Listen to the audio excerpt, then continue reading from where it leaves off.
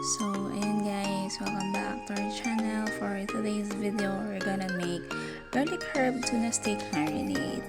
So, ayan, at first, nag-prepare ako ng mixture ng lemon, honey, paprika, salt, pepper, tapos herb siya, yung kispara, and then parsley.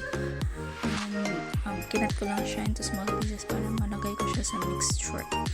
So, ayan, yung isda, nilagay ko na po pala siya sa ziplock para para pag safe siya pag nilagay siya sa freezer for 30 minutes. Ayan, marinate siya. Ayan, minekos-mekos lang siya.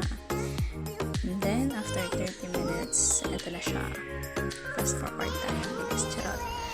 Ayan, 30 minutes na siya. Yan yung result niya. And then, choice nyo yan kung air fryer nyo or i-fry. After 15 minutes na pag-fry ko, ayan, flip ko siya, in-open ko muna yung, syempre, natural.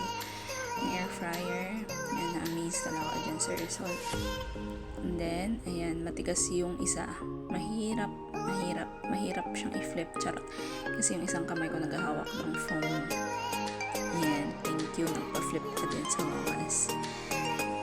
So, ayan, another 15 minutes. And then, chas.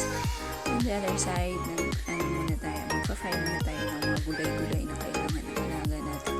Kasi babaunin nito for his work. So, ayan, yung request niya palagi. Any food na lang daw na pwede niyang baunin sa work.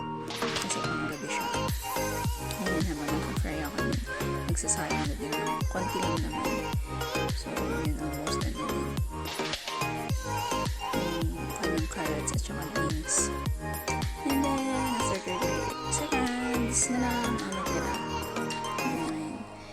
So, mabilis yung timer natin dyan kasi naka-speed yung video natin. Baka magduda kayo na napakabilis ng second. Ayan. So, here's the finished product.